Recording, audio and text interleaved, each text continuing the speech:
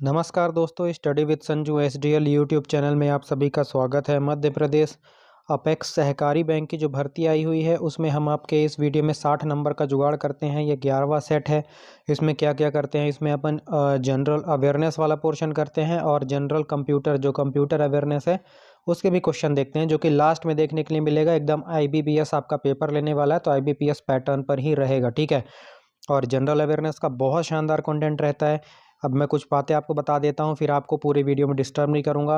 Video का free PDF मिलता है, कहाँ पर मिलता है? टेलीग्राम चैनल में। टेलीग्राम चैनल का लिंक इस वीडियो के कमेंट बॉक्स में पिन रहेगा या डिस्क्रिप्शन में भी रहेगा। हर वीडियो के कमेंट बॉक्स और डिस्क्रिप्शन में रहता है, तो आप वहाँ से ज्वाइन कर लेंगे। टेलीग्राम चैनल का लिंक रहता है, वहाँ से आप टेलीग्राम चैनल ज्वाइन करेंगे और फ्री पीडीएफ प्राप्त करेंगे। और अगर अच्छा लगेगा वीडियो तो वीडियो को लाइक और चैनल को सब्सक्राइब करके सपोर्ट आपको ज़रूर करना है। आपका हमारा टारगेट ही है 60 में से 60 नंबर, ठीक है। तो 60 में से 60 नंबर लाना है हमें। और ये वाला वीडियो बहुत शानदार होने वाला है, बहुत इंपॉर्टेंट क्वेश्चन करने वाले हैं अपन। तो पूरा वीडियो ध्यान से देखिएगा, बने रहिएगा पूरे वीडियो में, ठीक है। अब देखिए, अभी हाल ही में रामकृष्ण चंदर को भारत की सबसे बड़ी जीवन बीमा कंपनी कौन सी है? एलआईसी, है ना। भारतीय जीवन बीमा निगम, जिसे हम एलआईसी कहते हैं, लाइफ इंश्योरेंस कंपनी। इनके अभी एमडी नियुक्त किए गए हैं। किसको? चंद्र कृष्णन चंदर को, रामकृष्णन चंदर को, ठीक है। याद रखिएगा, मोस्ट इंपॉर्टेंट है, छपने वाला क्वेश्चन है आपके एग्जाम में। इनका कार्यकाल 30 सितंबर 2027 तक या अगले आदेश तक, जो भी पहले हो जाएगा तब तक इनका बना रहेगा, ठीक। और यह नियुक्ति भारत सरकार द्वारा भारतीय जीवन बीमा निगम अधिनियम 1956 की धारा 4 के तहत की गई है। ये भी बहुत इंपॉर्टेंट क्वेश्चन बनेगा, पूछेगा कि रामकृष्ण चंदर को एमडी जो है कौन से अधिनियम से बनाया गया, कौन। और अधिनियम अगर आपको मालूम है कि 1956 का अधिनियम है, तो धारा कौन सी थी? तो 4 के तहत। यहीं से आपके बहुत डीप में क्वेश्चन बन जाएगा और मैं गारंटी देता हूं कि नहीं कर पाएंगे लोग सॉल्व। तो आप इस वीडियो को देखिए, और बहुत ही शानदार कंटेंट है। Banking current affairs, insurance current affairs, overall current affairs, award, sport, chapter wise, monthly, weekly, सब कवर करवाता हूं मैं, ठीक है। आप बने बस रहो इस वीडियो सेशन में। इससे पहले 10 पार्ट डाल चुका हूँ, 10 पार्ट डाल चुका हूँ, ये 11वां पार्ट है।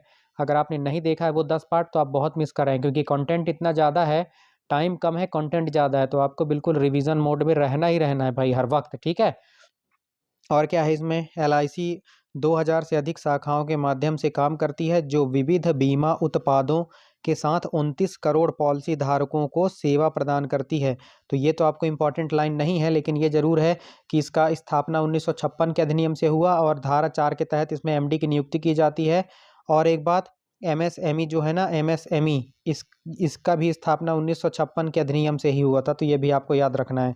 एमएसएमई मंत्री वर्तमान में कौन है? कमेंट सेक्शन में आप हमें बताएंगे, ठीक। और जितने भी क्वेश्चन मैं आपसे करूंगा सबको कमेंट बॉक्स में आपको बताना है। अब एलआईसी देख लीजिए। एलआईसी जो है भारत सरकार की स्वामित्व वाली बीमा कंपनी है। स्थापना 1956 में, हेडक्वार्टर मुंबई में है। और एलआईसी अधिनियम की धारा 4 केंद्र सरकार द्वारा एमडी की नियुक्ति को नियंत्रित करती है, ठीक है। तो ये आपको याद रखना है। और एलआईसी 47 लाख करोड़ रुपए की संपत्ति का प्रबंधन करती है, जो पॉलिसी निवेश के माध्यम से राष्ट्रीय विकास को निधि देती है। तो ये सारे क्वेश्चन आपको फैक्ट याद रखने हैं। और अभी आईपीओ, मतलब कि जो शेयर मार्केट में जो अपना कंपनी को ला देते हैं ना, उसको आईपीओ बोलते हैं।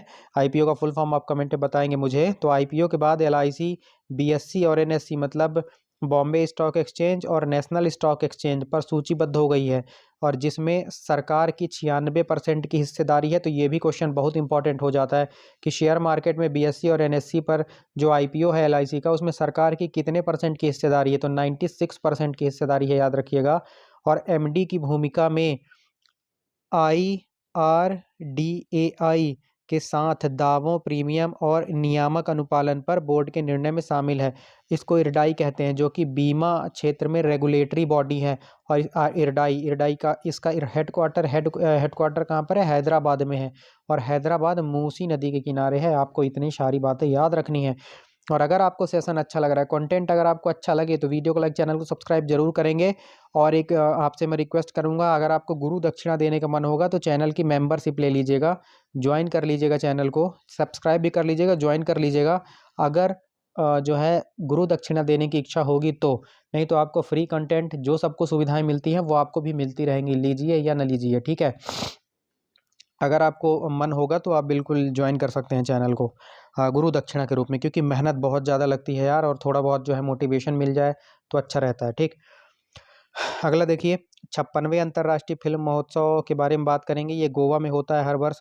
कौन से नंबर का था? तो 56 नंबर का था। ठीक है, और वैश्विक सिनेमा का जश्न मनाया जाता है जिसमें दुनिया भर के नवीन फिल्मों और विविध कथाओं को सम्मिलित किया जाता है। अब इसमें क्या है, वियतनाम, सिंगापुर, जापान की ऐश मैफेयर द्वारा निर्देशित स्किन ऑफ यूथ ने सर्वश्रेष्ठ फिल्म का गोल्डन पीकॉक अवार्ड जीता है। तो ये मोस्ट इंपॉर्टेंट हो जाता है कि गोल्डन पीकॉक अवार्ड यहाँ पर किसने जीता है? तो स्किन ऑफ यूथ ने जीता है। किसकी? ऐश मैफेयर की द्वारा निर्देशित ये फिल्म है। ठीक है, तो मोस्ट इंपॉर्टेंट है। इसके अलावा संतोष दवाखर को भारतीय फिल्म गोंधल के लिए सर्वश्रेष्ठ निर्देशक का पुरस्कार मिला है। छपने वाला क्वेश्चन है ये भाई, छपने वाला क्वेश्चन है। ठीक है, आज का पूरा वीडियो बहुत इंपॉर्टेंट है, अगर जो मिस कर दिया वो मिस ही कर दिया, फिर अब क्या बोलूँ मैं। जिसमें क्षेत्रीय कहानी कहने का प्रदर्शन किया गया है। ठीक, गोंधल का नाम याद रखेंगे और इनके निर्देशक का नाम भी याद रखेंगे। सर्वश्रेष्ठ अभिनेता का पुरस्कार अ पोएट फिल्म के लिए उबोइमिर रियोस को, और सर्वश्रेष्ठ अभिनेत्री का पुरस्कार लिटिल ट्रबल गर्ल्स के लिए जारा सोफिया ओस्तान को मिला है। ये दोनों क्वेश्चन बहुत इंपॉर्टेंट है। तो बेस्ट अभिनेता मेल में मिला है अ पोएट फिल्म के लिए उबोइमार रियोस को, और बेस्ट अभिनेत्री का पुरस्कार मिला है लिटिल ट्रबल गर्ल्स के लिए जारा सोफिया ओस्तान को। मोस्ट इंपॉर्टेंट क्वेश्चन है, ये सारे के सारे क्वेश्चन छपने वाले हैं। सर्वश्रेष्ठ डेब्यू फिल्म पुरस्कार यहाँ मिला है माई डॉटर हेयर के लिए हेसम फराहमांड को, और फ्रैंक के लिए टेनिस पिल, केसरी चैप्टर 2 के लिए कतर सिंह त्यागी को मिला है भारतीय डेब्यू के रूप में। ठीक है, तो ये भी बहुत इंपॉर्टेंट क्वेश्चन आपके लिए हो जाता है। ठीक, ठीक है, तो मोस्ट इंपॉर्टेंट क्या पूछेगा, सर्वश्रेष्ठ डेब्यू फिल्म पुरस्कार किसको मिला है? तो माई डॉटर हियर के लिए किसको मिला है? हेमस फरहामांड को, और फ्रैंक के लिए टेनिस पिल को, और केसरी चैप्टर 2 के लिए करण सिंह त्यागी को मिला है भारतीय डेब्यू के रूप में। ये सारे क्वेश्चन आपको याद रखने मेरे भाई। अगला देखिए इसमें क्या है, अगला क्वेश्चन है Akinola Davies junior UK, Ireland, Nigeria द्वारा निर्देशित माई फादर शैडो को विशेष जूरी पुरस्कार दिया गया है। तो ये भी क्वेश्चन आपको मोस्ट इंपॉर्टेंट है। और एरिक स्वेंसन नॉर्वे के हैं, ये एरिक स्वेंसन जो है नॉर्वे के हैं, इनके द्वारा निर्देशित सेफ हाउस को आईसीएफटी यूनेस्को गांधी मेडल भी दिया गया है। तो ये भी बहुत इंपॉर्टेंट है, बहुत इंपॉर्टेंट क्वेश्चन है भाई। तो ये याद रखिएगा, किसके द्वारा निर्देशित? अकीनोला डेविस जूनियर के द्वारा निर्देशित है माई फादर शैडो, इसको विशेष जूरी पुरस्कार मिला है। और जो एरिक सवेंसन नॉर्वे के हैं, इनके द्वारा निर्देशित सेफ हाउस को आईसीएफटी यूनेस्को गांधी मेडल दिया गया है। तो ये भी आपको फैक्ट याद रखना है। इसके अलावा अनंत आनंद तिवारी द्वारा निर्देशित है ब्रिटिश बैंडिट्स सीजन 2 को सर्वश्रेष्ठ वेब सीरीज के रूप में नामांकित किया गया है। तो ये भी याद रखिएगा। ठीक है, और यहाँ पर रजनीकांत और नंदमुरी बालकृष्ण को लाइफ टाइम पुरस्कार से सम्मानित किया गया है। तो ये भी आपको याद रखना है। मोस्ट इंपॉर्टेंट सारे के सारे आप एक बार फैक्ट जरूर देखिएगा। फ्री पीडीएफ टेलीग्राम में मिलेगी, टेलीग्राम चैनल का लिंक इसी के वीडियो के कमेंट बॉक्स में पिन रहेगा। ठीक है, अब देखिए 56वां international film festival of India में मुख्य पुरस्कार गोल्डन पीकॉक अवार्ड होता है, जो कि वियतनाम की फिल्म है स्किन ऑफ यूथ के लिए मिला है। बेस्ट निर्देशक हमने देखा संतोष दवाखर को मिला है गोंधल के लिए। सत्यजीत रे life time achievement award Rajinikanth को मिला है, और एक हमने बताया बालाकृष्णन है ना, कौन है? हाँ, ये नंदमुरी बालकृष्ण, इनको मिला है। ठीक है, तो याद रखिएगा, ये सारे बहुत इंपॉर्टेंट हैं। और IFFI जो हर साल गोवा में आयोजित किया जाता है, और 1952 से ये अंतर्राष्ट्रीय विनिमय को बढ़ावा देता है, याद रखिएगा। और गोल्डन पीकॉक अवार्ड IFFI का शीर्ष पुरस्कार है, याद रखिएगा, और जिसका निर्णय वैश्विक फिल्म निर्माताओं के द्वारा लिया जाता है। तो ये भी इंपॉर्टेंट क्वेश्चन आपको बता दिया गया है डिटेल से। अब बैंकिंग करंट अफेयर्स की ओर आते हैं। तो बैंक ऑफ बड़ौदा ने सफलतापूर्वक $500 मिलियन 5 वर्षीय विदेशी मुद्रा सावधि ऋण सुविधा OVL ओवरसीज IFFC लिमिटेड के लिए जो है हामी भरी है। ठीक है, हामीदारी की, जो ONGC विदेश लिमिटेड की पूर्ण स्वामित्व वाली सहायक कंपनी के रूप में अंतर्राष्ट्रीय परिचालन पर केंद्रित है। तो ये भी मोस्ट इंपॉर्टेंट है। ONGC विदेश के बारे में तो अपन पढ़ेंगे, लेकिन याद रखिएगा बैंक ऑफ बड़ौदा ने कितने रुपए का? $500 मिलियन का किया है। और ये 5 वर्ष, मुझे लगता है कि ये 10 वर्ष ही है। आप लोग थोड़ा सा सर्च करके मुझे बताइएगा वैसे 5 वर्षीय है, लेकिन मुझे थोड़ा सा कन्फ्यूज़न हो रहा है कि ये 10 वर्षीय किया गया है मेरे ख्याल से। हालाँकि 5 वर्षीय इसको मान के चलेंगे। आप मुझे कमेंट में इसको जो है आप लोग कमेंट बॉक्स में बताइएगा कि क्या मैं सही हूँ। हालाँकि जब तक आप को ठोस सबूत नहीं मिल जाता, आप 5 वर्षीय ही मानिएगा, ठीक है? ठीक। तो ओएनजीसी विदेश वगैरह के साथ बैंक ऑफ बड़ौदा ने कितने मिलियन, $500 मिलियन का किया है 5 वर्षों के लिए, याद रखेंगे, ठीक है? ओएनजीसी विदेश के साथ भी इसमें जो है साझेदारी वगैरह की है, अंतर्राष्ट्रीय परिचालन पर केंद्रित है, ठीक? तो याद रखेंगे। ओएनजीसी विदेश के बारे में देख लेते हैं। तो ओएनजीसी विदेश लिमिटेड जो है, तो 1965 में oil and natural gas corporation के विदेशी शाखा के रूप में स्थापित किया गया था। 15 देशों में ये जो ओएनजीसी विदेश है ना, ओएनजीसी विदेशों में जो ओएनजीसी के कार्य होते हैं, ठीक है? तो उनका जो संचालन करता है ओएनजीसी विदेश कहलाता है, ठीक? तो 1965 में oil and natural gas corporation की विदेशी शाखा के रूप में इसका स्थापित किया गया था।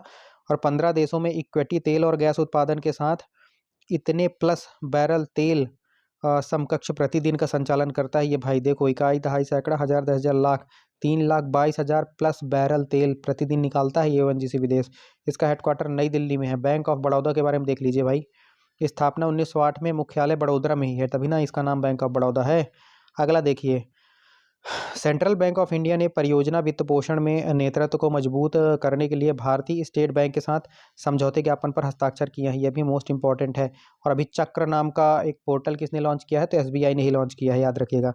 और साझेदारी बड़े बुनियादी ढांचा परियोजनाओं, क्षमता निर्माण और विशेषज्ञता साझा के लिए सह वित्त पोषण को सक्षम बनाती है, तो ये भी याद रखना है आपको। और समझौता ज्ञापन पर सेंट्रल बैंक के महाप्रबंधक जो हैं एमडी श्रीनिवास, और एसबीआई के महाप्रबंधक कौन है? शशि प्रभा ने हस्ताक्षर किए हैं। तो ये क्वेश्चन भी आपसे बन सकता है। जो ये वाला है ना, सेंट्रल बैंक ऑफ इंडिया ने परियोजना वित्त पोषण में नेतृत्व को मजबूत करने के लिए भारतीय स्टेट बैंक के साथ समझौते ज्ञापन पर हस्ताक्षर किए हैं।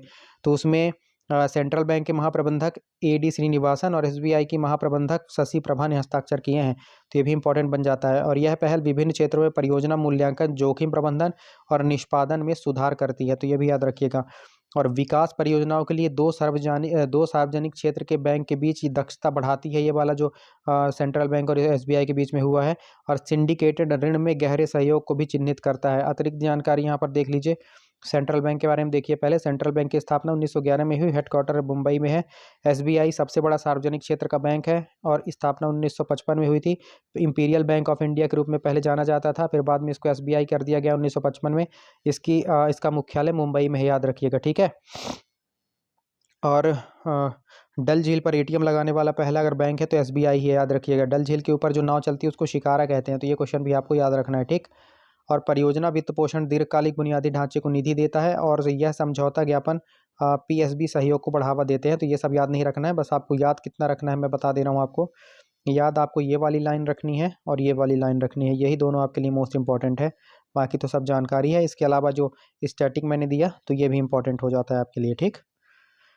अगला देखिए, अगला फैक्ट है, शाश्वत शर्मा के बारे में देख रहे हैं। शाश्वत शर्मा को शेयर धारक अनुमोदक के अधीन 1 जनवरी 2026 को प्रभावी भारतीय एयरटेल के प्रबंध निदेशक और सीईओ के रूप में 5 साल के कार्यकाल के लिए नियुक्त कर दिया गया है। इन्होंने गोपाल विट्ठल का स्थान लिया है, जो 13 वर्ष के बाद नेतृत्व के बाद कार्यकारी उपाध्यक्ष के रूप में स्थानांतरित हो रहे हैं, ठीक है? पूर्णकालिक निदेशक के रूप में।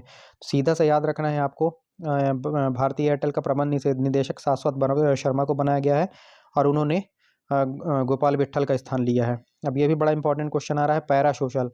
तो कैम्ब्रिज डिक्शनरी ने 2025 शब्द के लिए पैरा सोशल शब्द को चुना है, जो कि मशहूर हस्ती, प्रभावशाली व्यक्तियों, पात्रों और एआई चैटबॉट के साथ एक तरफा भावनात्मक संबंध को दिखाता है। जैसे आप विराट कोहली को सोशल मीडिया में देख रहे हैं और आप उसको फैन मानने लगे, आप एकदम मानने लगे कि वो हमारा दोस्त है, एकदम हम उसके साथ जो है हमारा उठना बैठना है, आप इस तरह सोचने लग जाते हो, जबकि आपको पहचानता तक नहीं है। यही है पैरा सोशल। मतलब आप सोशल मीडिया में अपनी हाइपर थीसिस अपने आप अपने हिसाब से अपने मन में बना लेते हो ना, इसी को बोलते हैं पैरा सोशल होना। मतलब उसको अगले को मालूम नहीं कि वो आपका फ़ैन हो चुका है, आप उसके फ़ैन हो चुके हैं मतलब, और आप बिल्कुल उसको अपना सब कुछ मान चुके हैं। अरे भैया, इसी को पैरा सोशल बोला जा रहा है, ठीक है? बहुत चल रहा है आजकल। ये जो है रील वील देखना बंद करिए, रील वील देखने से बर्बाद हो रहा है। आप अपने दिमाग को जो है 10 सेकेंड और 30 सेकेंड और 1 मिनट के लिए ट्रेंड कर रहे हैं। इससे आपका दिमाग ट्रेंड हो जाएगा। इससे आप 1 मिनट से ज़्यादा किसी की बात सुन नहीं पाओगे, झेल नहीं पाओगे, इसीलिए तो पढ़ नहीं पा रहे हैं बच्चे। तो सोशल मीडिया से बिल्कुल दूरी बना लीजिए, रील बिल्कुल मत देखिए। आपके पढ़ाई में सबसे बड़ा व्यवधान रील ही है, क्योंकि आप अपने दिमाग को जो बताओगे वो वही सीख जाएगा। आपका दिमाग जो है 1 मिनट के लिए ट्रेंड हो चुका है, वो कहाँ लंबी-लंबी वीडियो देख पाएगा भाई। अभी 4-4 घंटे की वीडियो मैं आपके एग्ज़ाम टाइम में अपलोड करूँगा, कहाँ आप देख पाओगे? इसके अलावा जो है चिढ़ने लगोगे लोगों से, बात 1 मिनट से ज़्यादा आप किसी को झेल ही नहीं पाओगे, चिढ़ने लगोगे, तो बिल्कुल अभी आपको सोशल मीडिया से दूर रहना है, ठीक। अगला देखते हैं। तो पूछेगा आपसे पैरा सोशल को किसने 2025 का वर्ड ऑफ द ईयर घोषित किया, तो कैम्ब्रिज डिक्शनरी ने, याद रखिएगा, ठीक है। नवंबर 2025 में सरकारी स्वामित्व वाली general insurance corporation of India री इंश्योरेंस, जिसे जीआईसीआरई कहते हैं, इसने वित्त वर्ष 2024-25 के लिए सरकार को लाभांश के भुगतान की घोषणा की। जीआईसीआरई द्वारा सरकार को भुगतान की गई लाभांश राशि क्या थी, तो ये आपकी लाभांश राशि थी भाई 1445 करोड़ रुपए, याद रखिएगा। General insurance corporation of India री इंश्योरेंस ने कितना पैसा सरकार को लाभांश राशि दिया है, तो 1445 करोड़ रुपए। मोस्ट इंपॉर्टेंट क्वेश्चन है, डायरेक्ट छपेगा आपके एग्जाम में, ठीक। अगला देखिए, भारतीय महिला क्रिकेट टीम के बारे में देखते हैं। ऐतिहासिक फाइनल में इन्होंने दक्षिण अफ्रीका महिला क्रिकेट टीम को इन्होंने कितने रनों से हराया, 52 रनों से हराया, यह भी इंपॉर्टेंट है।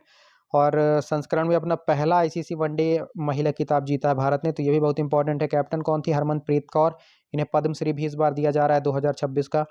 और यह फाइनल कहाँ पर हुआ था, नवी मुंबई के doctor DY Patil sport academy में हुआ था, जिसने प्रशंसकों को मंत्रमुग्ध कर दिया और भारतीय महिला क्रिकेट के लिए एक मील का पत्थर साबित होगा। तो आपको सिर्फ ये वाला लाइन याद रखना है, और किस स्टेडियम में हुआ ये वाली याद रखना है, ठीक है। नीचे की आपको नहीं याद रखना है, वो सब जो है टाइपराइटर जी लिख देते हैं। इस 13वें संस्करण की सह मेजबानी भारत और श्रीलंका ने मिलकर की थी, क्योंकि पाकिस्तान के मैच श्रीलंका में होने थे, है ना, जिसके एक प्रतिस्पर्धी टूर्नामेंट प्रारूप में 8 टीमों ने भाग लिया था। कितनी टीमों ने भाग लिया था, 8 टीमों ने भाग लिया था। और भारत और श्रीलंका को अलग करने वाली स्टेट का नाम क्या है, पाक स्ट्रेट, जिसे पाक जल डमरू मध्य भी कहते हैं। इसके अलावा सैफाली वर्मा को फाइनल में उनके मैच परिभाषित प्रदर्शन के लिए प्लेयर ऑफ द मैच, तो फाइनल की प्लेयर ऑफ द मैच कौन रही, सैफाली वर्मा रही। दीप्ति शर्मा ने अपने हरफन मौला प्रदर्शन, मतलब ऑलराउंडर प्रदर्शन के लिए प्लेयर ऑफ द सीरीज चुना गया, तो प्लेयर ऑफ द सीरीज कौन रही, दीप्ति शर्मा रही। 22 विकेट लिया इन्होंने, ठीक है। और दक्षिण अफ्रीका की लौरा वोल्वार्ट 571 रन बनाए, और इसके साथ ही इन्होंने बहुत ही अच्छी बल्लेबाजी की। तो सबसे ज़्यादा रन बनाने वाली कौन थी, लौरा वोल्वार्ट थी, जिन्होंने दक्षिण अफ्रीका की हैं ये। और इस स्थानों में यहाँ पर कहाँ पर अगर मैच किए गए, तो Barsapara stadium Guwahati, Holkar stadium Indore, ACAVDCA Visakhapatnam और R प्रेमदासा कोलंबो में आयोजित किए गए थे मैचेस, ठीक। तो आपको याद रखना है। और आईसीसी महिला विश्व कप 2025 की मुख्य बातें देख लीजिए। चैंपियन भारत, पुरस्कार राशि कितनी, 4.48 मिलियन अमेरिकी डॉलर भारत को मिले, और 2.24 अमेरिकी डॉलर मिलियन डॉलर मिले किसको, साउथ अफ्रीका को। और आधिकारिक गीत इसका क्या था, आधिकारिक गीत इसका था ब्रिंग इट होम। और वनडे विश्व कप प्रारूप में लीग चरण में 8 टीमें जो है शामिल की गई थी, और जिसके बाद सेमीफाइनल और फाइनल होता है ना। और अभी 2026 में 2020 वर्ल्ड कप भारत और श्रीलंका में होस्ट किया जा रहा है, जो कि बहुत चर्चा का विषय है, क्योंकि बांग्लादेश ने बाइकआउट कर दिया है। और बांग्लादेश ने जब बाइकआउट किया, तो उसकी जगह पर स्कॉटलैंड को बुला लिया गया है। तो ये क्वेश्चन भी आपसे बन सकता है, क्योंकि KKR का एक प्लेयर था बांग्लादेशी, रहमान करके, रहमान करके कोई प्लेयर है ना, नाम आप मुझे कमेंट में बताइएगा, एग्जैक्ट याद नहीं आ रहा है। उसको रिलीज़ कर दिया था KKR ने, तो बांग्लादेश ने बोला हमारे देश की बेइज्जती है, अरे ऐसा हो गया वैसा हो गया। अरे अपनी औकात भी देख ले, बांग्लादेश भाई भारत का पोता ही है तू, है ना, बांग्लादेश भारत का पोता है। और जो है इतनी उसकी औकात हो गई, जो अपना ही नुकसान कर रहा है। हालांकि भारत T20 के जीतना उतरा तो है नहीं, तो बहिष्कार ही कर देते हैं, कम से कम अपने देश में कम से कम हीरो बन जाएंगे, ठीक। और पाकिस्तान इसके समर्थन में, बांग्लादेश के समर्थन में पाकिस्तान उतरा, समझ रहे हो। 1971 में जब पहले पूर्वी पाकिस्तान जो है, जो बांग्लादेश है आपका, पूर्वी पाकिस्तान हुआ करता था। इनकी बहनों को सरेआम इज्जत इनकी लूटी थी इन पाकिस्तानियों ने, बांग्लादेशियों की भाई बहनों को सरेआम नीलाम किया था भाई, रोड में नीलाम किया था इन्हीं पाकिस्तानियों ने। तब भारत ने इनकी सहायता करके एक अलग देश बनवाया था इंदिरा गांधी के। तो और इनके जो बंग बंधु कहे जाते हैं, शेख मुजीबुर रहमान, जो शेख हसीना के पिताजी हैं, तो उनकी मूर्तियों को तोड़ रहे हैं। अपने बाप को मारने वाले ये कितने सागे होंगे साले, पाकिस्तान के साथ आज जाके जुड़ रहे हैं। इनको अपना इतिहास नहीं मालूम। शेख मुजीबुर रहमान जो कि राष्ट्रपिता कहे जाते हैं, हम अपने गांधी जी की मूर्ति तोड़ने लगे हैं। भले हम कितने भी विरोधी हों उनके विचारों के, लेकिन हम उनकी मूर्ति कभी नहीं तोड़ सकते। अपने बाप को आप कभी नहीं मार सकते, चाहे वो कितना भी बुरा हो। सही बात है। लेकिन शेख मुजीबुर रहमान बुरे आदमी तो नहीं थे, तो उनकी मूर्ति को तोड़ा जा रहा है, ठीक है। तो पता नहीं ये कितने बेवकूफ़ लोग हैं, कितने जाहिल लोग हैं बांग्लादेशी, मुझे ये समझ में नहीं आता। बहुत जाहिल हैं, और ये पाकिस्तानियों का साथ दे रहे हैं। पाकिस्तान बांग्लादेश के विरोध में भारत के साथ मैच को बाइकआउट करेगा, जानता है जीतता तो है नहीं, जीतना तो है नहीं।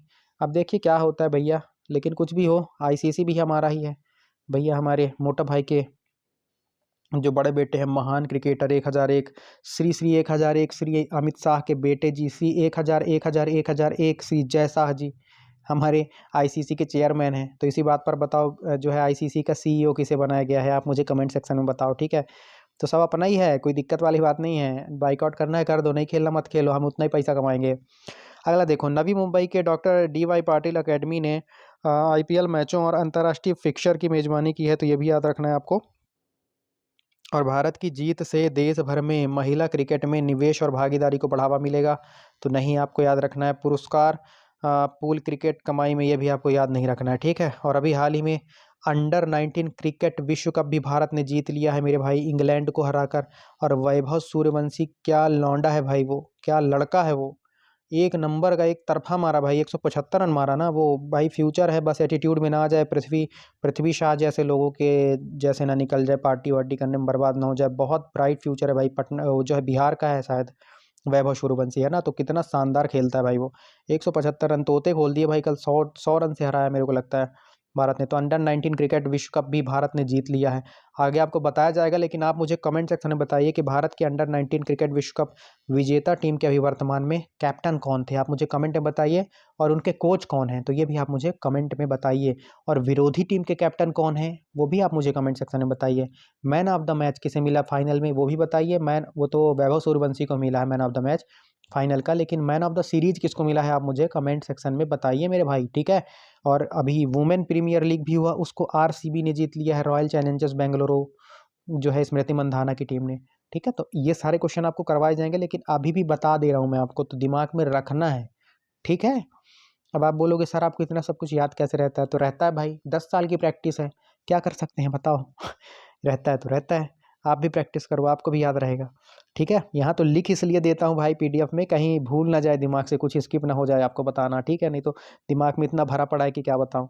चलो अगला देखो, भारतीय रिजर्व बैंक ने फाइनेंस इंडस्ट्री डेवलपमेंट काउंसिल को स्वनियामक संगठन का दर्जा दिया है, जो एसेट और लोन फाइनेंस गैर बैंकिंग वित्तीय कंपनी के लिए प्रमुख प्रतिनिधि है। तो ये भी आपको छोटा सा फैक्ट याद रख लेना है। एनबीएफसी याद रखना है आपको, नॉन फाइनेंशियल बैंकिंग सेक्टर, ठीक है, एनबीएफसी इसको बोला जाता है। तो एनबीएफसी क्षेत्र के लिए एसआरओ के लिए पात्रता मानदंड क्या है, आपको बता देते हैं थोड़ा सा। तो कंपनी अधिनियम 2013 की धारा 8 के तहत गैर लाभकारी होना चाहिए, न्यूनतम नेटवर्थ 1 वर्ष के भीतर 2 करोड़ होना चाहिए, अधिकतम एसआरओ एनबीएफसी क्षेत्र के लिए 2 होना चाहिए। यदि 2 वर्ष में सदस्यता मानदंड पूरा नहीं होता है तो आरबीआई रद्द कर सकता है। और एसआरओ नैतिक मानकों और जोखिम प्रबंधन को बढ़ावा देकर आरबीआई की देखरेख पूरक है, तो ये आपको याद रखना चाहिए। इसके अलावा एफआईडीसी जिसकी स्थापना कब हुई थी, 1998 में हुई थी। नीति मंचों में 1000 से अधिक एनबीएफसी की वकालत करता है, तो ये भी याद रखना है आपको। और एनबीएफसी एमएसएमई वित्त पोषण में क्रेडिट अंतराल को भरते हैं, जहां बैंकों की क्या होती है, सीमित पहुंच होती है, तो ये भी आपको याद रखना है। डायरेक्ट क्वेश्चन पूछ सकता है कि एमएसएमई वित्त पोषण में क्रेडिट अंतराल को कौन भरता है, जहां पर बैंकों की सीमित पहुंच होती है, तो NBFC, non banking financial sector, ठीक है, याद रखना है आपको। और आरबीआई ने एनबीएफसी क्षेत्र के लचीलेपन को बढ़ावा देने के लिए 2024 में एसआरओ ढांचा पेश किया था। तो ये सारे फैक्ट आपके बैंकिंग सेक्टर से हैं, याद रखने हैं लाइन बाय लाइन, ठीक है। चलिए अगला क्वेश्चन देखते हैं। अब जीआईसीआरई के बारे में देख लेते हैं, मतलब general insurance corporation of India री इंश्योरेंस ने वित्त वर्ष 2024-25 के लिए भारत सरकार को लाभांश के रूप में 1445 करोड़ रुपए भेजे हैं। ऊपर हमने जो क्वेश्चन देखा था उसी का यहाँ पर थोड़ा डिटेल दे दिया आपको, जिसमें भारत सरकार की 85.50% हिस्सेदारी है। और कंपनी ने वित्त वर्ष 2025 में 6701.36 करोड़ रुपए का रिकॉर्ड लाभ अर्जित किया है, जिससे लाभांश भुगतान को समर्थन मिलेगा। अब जीआईसीआरई के बारे में देख लीजिए, 1972 में स्थापना होती है, राष्ट्रीय बीमाकर्ता के रूप में स्थापित, मुख्यालय मुंबई में है। और पुनर्बीमा प्राथमिक बीमाकर्ता के लिए जोखिम हस्तांतरण प्रदान करता है, प्रति व्यक्ति लाभ, प्रति कर्मचारी दक्षता को मापता है, और सरकारी बहुमत स्वामित्व वाली सूचीबद्ध इकाई है, याद रखना, ठीक। अगला देखते हैं एडीबी एशियन डेवलपमेंट बैंक के बारे में देख लेते हैं। पहले देख लेते हैं ये कहाँ की है, तो ये एशियन डेवलपमेंट बैंक, इसका हेडक्वार्टर मनीला फिलीपींस में है, तो ये भी आपको याद रखना है। तो ये एडीबी ने इंदौर मेट्रो रेल प्रोजेक्ट के लिए 190 मिलियन अमेरिकी डॉलर के ऋण को मंजूरी दे दी है, याद रखिएगा। मुख्य बिंदु इसके देख लेते हैं।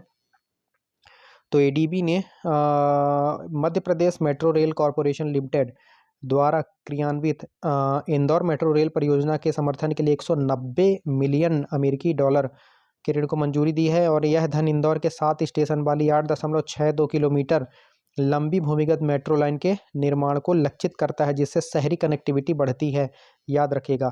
और एक मैं आपसे रिक्वेस्ट करूंगा, इतना अच्छा कंटेंट आपको पूरे यूट्यूब में कोई नहीं दे रहा है, आप देख लेना, सर्च कर लेना जनरल अवेयरनेस और कंप्यूटर अवेयरनेस का।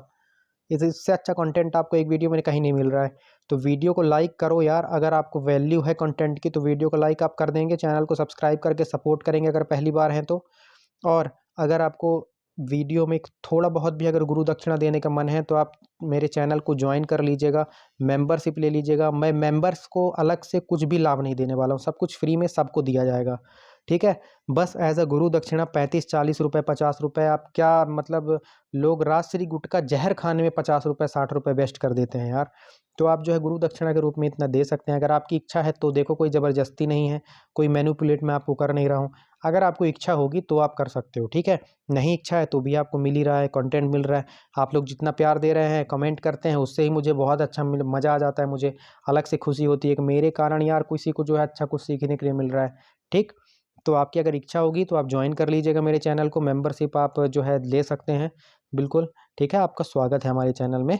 अब आगे बढ़ते हैं अपन, अगला है, और ये इंदौर मेट्रो के बारे में ही देख रहे हैं। तो इस परियोजना का लक्ष्य 2030 तक परिचालन स्थिति प्राप्त करना है, जिससे यातायात की भीड़ कम होगी। एशियाई विकास बैंक एडीबी एशिया प्रशांत में विकास परियोजनाओं को वित्त पोषित करता है ना, तो ये याद रखना है आपको।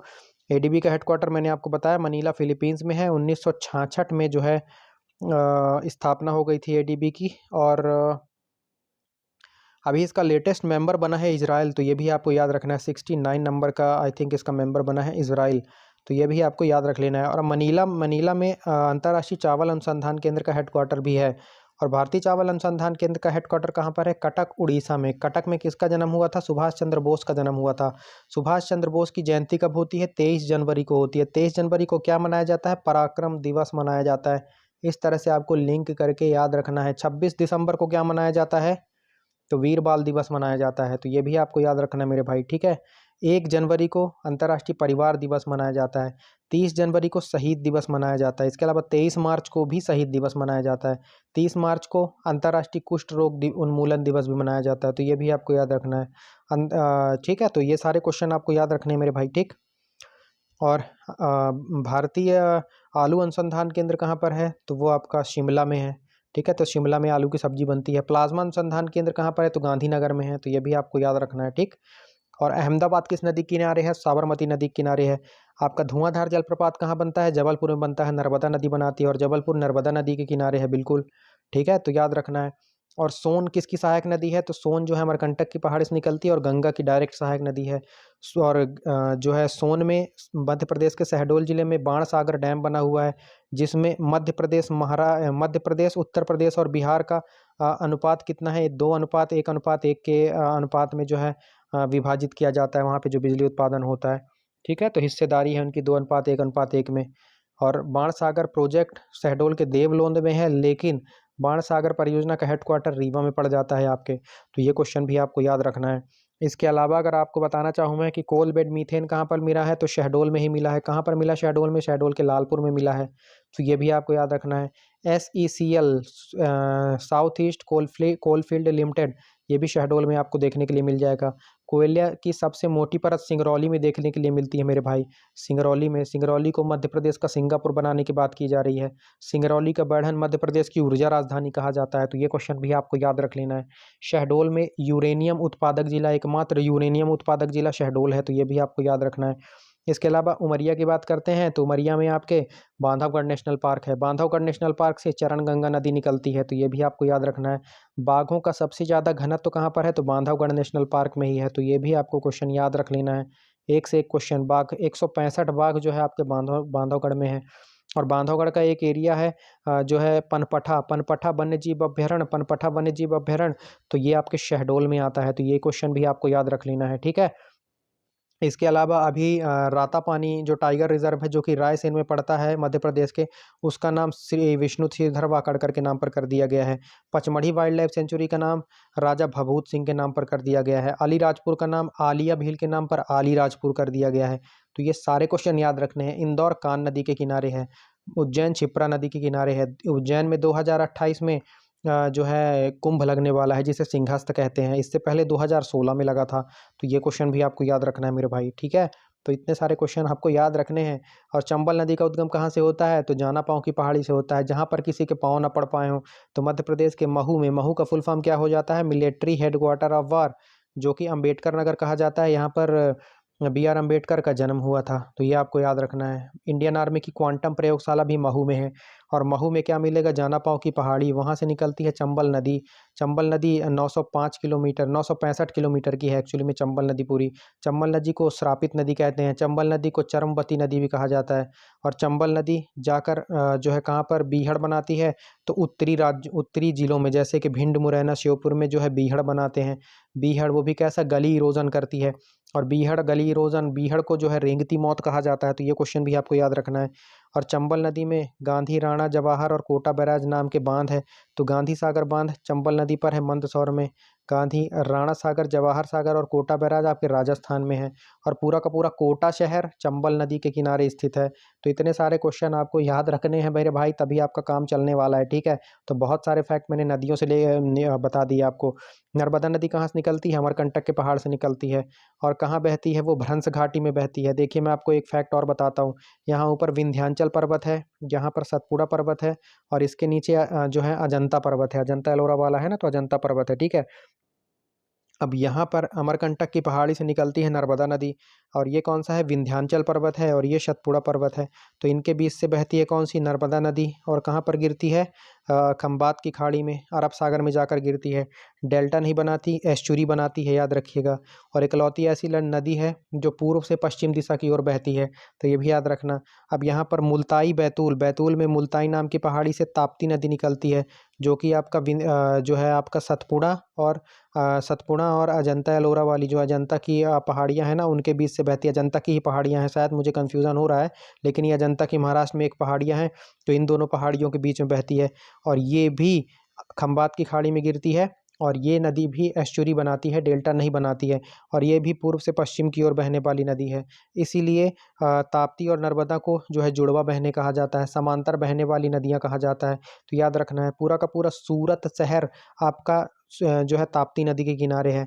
और काकरापारा नाम का परमाणु स्टेशन भी आपका ताप्ती नदी के किनारे ही है, गुजरात में। तो ये भी आपको याद रख लेना है, ठीक। तो इतने सारे फैक्ट आपको याद रखने हैं मेरे भाई, याद रह जाएंगे। और ये दोनों भ्रंश घाटी क्या होते हैं?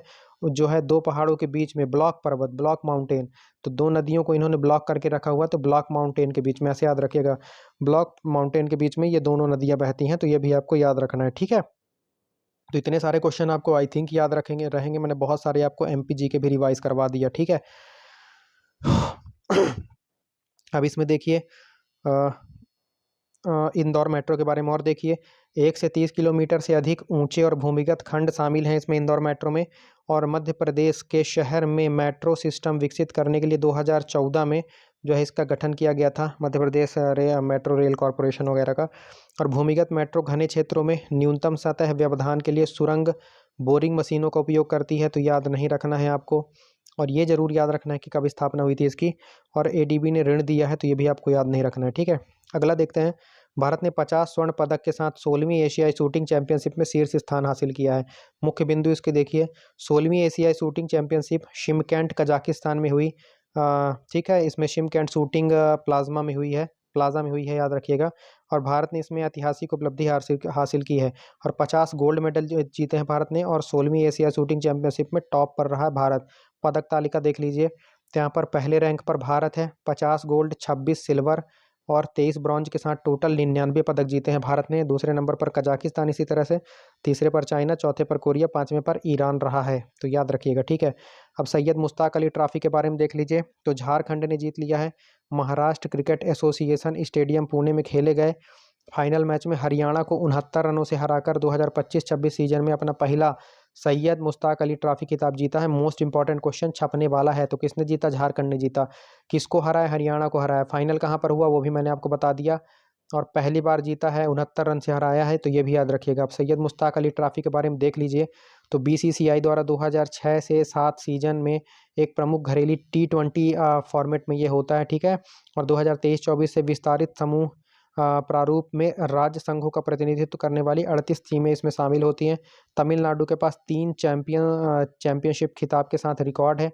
झारखंड 11 अन्य विजेताओं में शामिल है, ठीक है। तो याद रखिएगा 11 अन्य जो विजेता हैं, और झारखंड का ये पहला ही जो है ट्रॉफी है, तो ये भी याद रखना है आपको।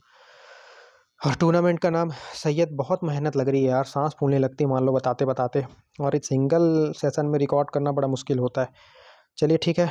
टूर्नामेंट का नाम सैयद मुश्ताक अली के नाम पर रखा गया है, जो एक महान भारतीय क्रिकेटर हैं जिन्होंने 11 टेस्ट खेले हैं, जो सुरुचिपूर्ण स्ट्राइक प्ले और कलाई की बल्लेबाजी टेक्निक के लिए प्रसिद्ध थे। तो आपको याद रखना सैयद मुश्ताक अली का संबंध किससे? क्रिकेट से।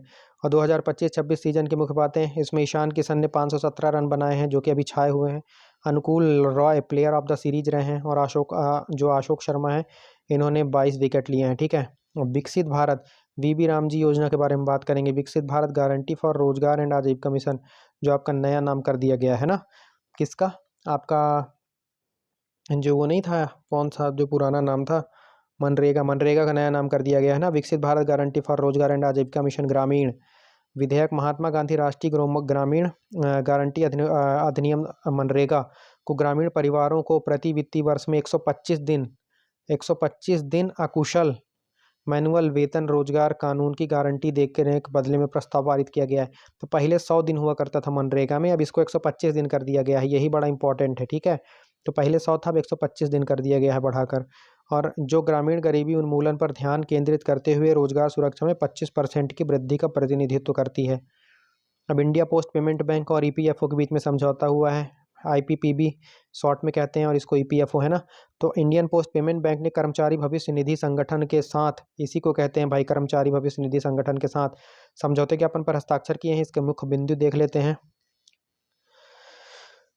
तो इंडियन पोस्ट पेमेंट बैंक ने घर घर डिजिटल जीवन प्रमाण पत्र के लिए डीएलसी सेवाओं के लिए कर्मचारी भविष्य निधि संगठन ईपीएफओ के साथ समझौते ज्ञापन पर हस्ताक्षर किए हैं। मोस्ट इंपॉर्टेंट एमओयू किया है, मेमोरेंडम ऑफ अंडरस्टैंडिंग।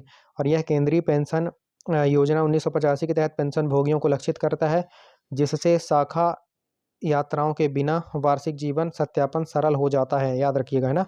और समझौता ज्ञापन पर ईपीएफओ के 73वें स्थापना दिवस 1 नवंबर को, और आईपीपीबी के एमडी और सीईओ आर विश्वेश्वरन और ईपीएफओ को केंद्रीय भविष्य निधि आयुक्त रमेश कृष्णमूर्ति के द्वारा हस्ताक्षर किए गए हैं। तो ये भी बड़ा इंपॉर्टेंट क्वेश्चन बन जाता है आपका। आईपीपीबी और ईपीएफओ के बारे में देख लीजिए। तो आईपीपीबी डाक नेटवर्क द्वारा मध्यम से बैंकिंग प्रदान करता है। लॉन्च 2018 में हुआ था, हेडक्वार्टर नई दिल्ली में है। ईपीएफओ की स्थापना 1952 में हुई थी, मुख्यालय नई दिल्ली में है, ठीक है। अब लखनऊ को UNESCO creative city of gastronomy में शामिल किया गया है। तो लखनऊ को यूसीसीएन के तहत UNESCO creative city of gastronomy के रूप में नामित किया गया है। मोस्ट इंपॉर्टेंट, लखनऊ गोमती नदी के किनारे है। बड़ा इमामबाड़ा, छोटा इमामबाड़ा, दोनों के दोनों आपको लखनऊ में देखने के लिए मिल जाएगा। मुख्य बिंदु देखो, लखनऊ उत्तर प्रदेश में नवाबों का शहर को क्रिएटिव सिटी नेटवर्क के तहत UNESCO creative city of gastronomy में शामिल किया गया है। इससे पहले हैदराबाद को भी शामिल किया जा चुका है, ठीक है। ये दूसरा शहर है। और यह पुरस्कार समरकंद उज्बेकिस्तान में यूनेस्को के आम सम्मेलन के 43वें सत्र में प्रस्तुत किया गया। लखनऊ हैदराबाद के बाद भारत का दूसरा गैस्ट्रोनॉमी शहर बन गया है, जो दुनिया भर में ऐसे 70 शहरों की लिस्ट में शामिल हो चुका है। यूनेस्को ने 2025 में यूसीसीएन में 58 नए शहरों को जोड़ा है, जो 100 से अधिक देशों के 408 सदस्यों तक विस्तारित हो गया, जिससे वास्तुकला को एक नए क्षेत्र के रूप में पेश किया गया। और भारत में अब 9 यूसीसीएन शहर हैं, जिसमें जयपुर, वाराणसी, चेन्नई, हैदराबाद, मुंबई, श्रीनगर, ग्वालियर, कोझिकोड और लखनऊ। तो कोझिकोड को साहित्य की राजधानी घोषित किया था, है ना, अभी अभी देखेंगे अभी नीचे। लखनऊ की मान्यता अवधी व्यंजनों जैसे कबाब, बिरयानी और कुलचे को मानती है, जो इसकी सांस्कृतिक विरासत से जुड़े हुए हैं। अब भारतीय यूसीसीएन और शहर और उनके तथ्य देख लीजिए। तो भारत में 9 शहर हैं। तो जयपुर अपनी शिल्पकला और लोक कला के लिए 2015 में शामिल हुआ, वाराणसी संगीत के लिए 2015 में, चेन्नई संगीत के लिए 2017 में, हैदराबाद ये भी गैस्ट्रोनॉमी मतलब पाक कला के लिए 2019 में, मुंबई फिल्म के लिए 2019 में, श्रीनगर शिल्प और लोक कला के लिए 2021 में, कोझिकोड ये साहित्य के लिए 2023 में, ग्वालियर संगीत के लिए 2023 में आपके लिए मोस्ट इंपॉर्टेंट हो जाता है क्योंकि आप मध्य प्रदेश का एग्जाम दे रहे हो। और लखनऊ गैस्ट्रोनॉमी 2025 में भी लेटेस्ट है। और अर्बन लैंडस्केप प्रोग्राम यूनेस्को का चलता है, उसमें मध्य प्रदेश के ओरछा और ग्वालियर है, याद रखिएगा। ग्वालियर को संगीत राजधानी कहते हैं। और अकबर के नवरत्न में से एक जो तानसेन थे, जिनके बचपन का नाम रामतनु पांडे था, वो ग्वालियर से ही संबंधित हैं और तानसेन का मकबरा भी ग्वालियर में है, याद रखिएगा। इसके अलावा लक्ष्मीबाई का जो समाधि स्थल है वो भी फूलबाग ग्वालियर में है, तो ये भी आपको याद रख लेना मेरे भाई। और ग्वालियर के किले को जो है किलों का सिरमौर कहा जाता है, तो ये क्वेश्चन भी आपको याद रख लेना है, ठीक है।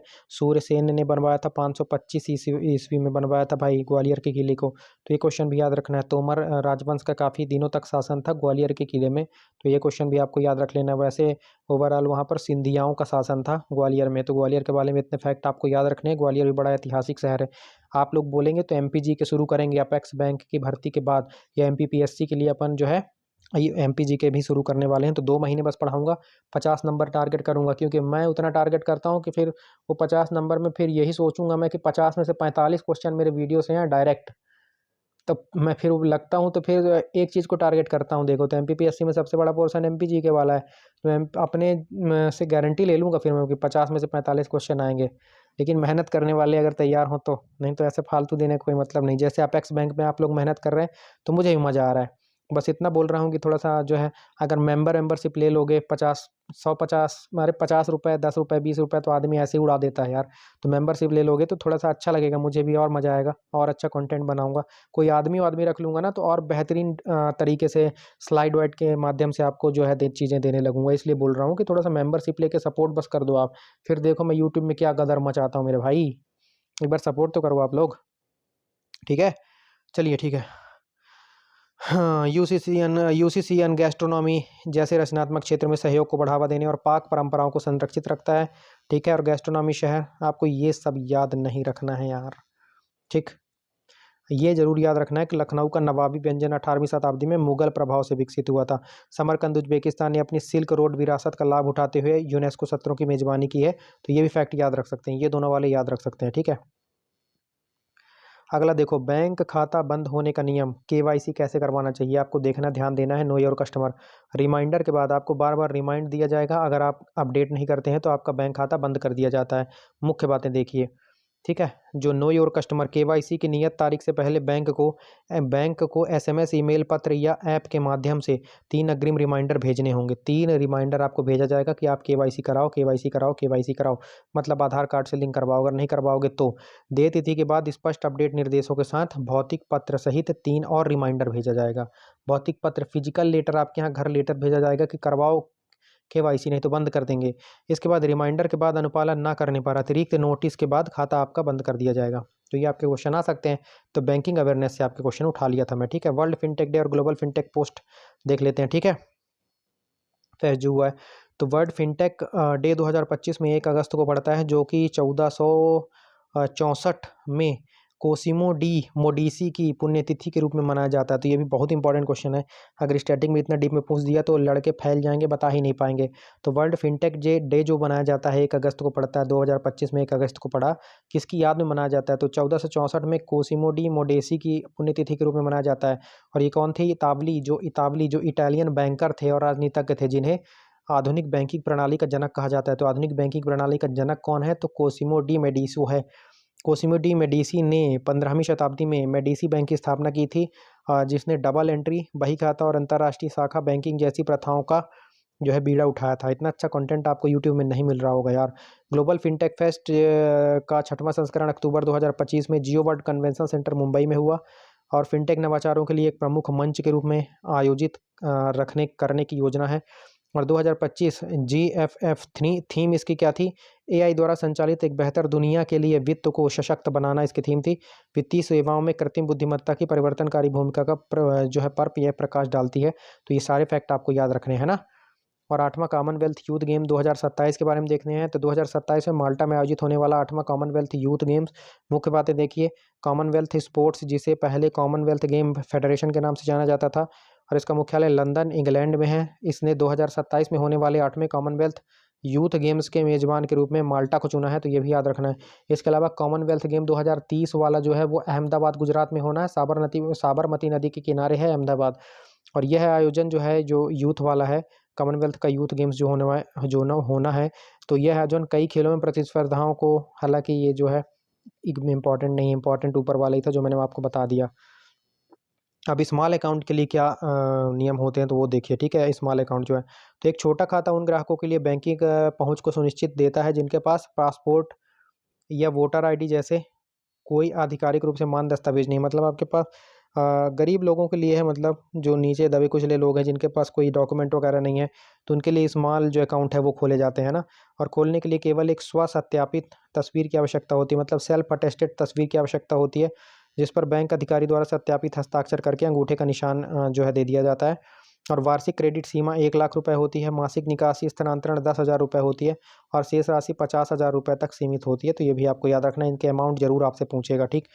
और कोई चेकबुक जारी नहीं की जाती इसमें। और सामान्य खाते के रूपांतरण के लिए 12 महीने के भीतर पूर्ण केवाईसी पूरा किया जाना चाहिए। और इसमें एक एक फैक्ट याद रखना है, कितने दिनों के अंदर पूर्ण केवाईसी पूरा किया जाना चाहिए। ये सब कुछ मैं आपको बता रहा हूँ ना, बहुत इंपॉर्टेंट है, बार बार रिवाइज करोगे तभी पता चलेगा। और ग्रामीण गरीबों या प्रवासियों जैसे वंचित आबादी के वित्तीय समावेशन के लिए डिजाइन किया गया है, ये याद रखिएगा। और बैंक अधिकारी ग्राहक का परिचय कराते हैं, जिससे साइट पर बुनियादी पहचान सत्यापन सुनिश्चित होता है, ठीक। और सीमा से अधिक होने पर नियमित केवाईसी अनुपालन तक अनुबंध जो है प्रतिबंध लगा दिया जाता है। छोटा खाता और आधिकारिक दस्तावेज, तो इनका देखिए, छोटा खाता आरबीआई केवाईसी मानदंडों के अनुसार समावेशी को बढ़ावा देता है। क्रेडिट सीमा 1 लाख रुपए, शेष राशि इसके 50,000 रुपये।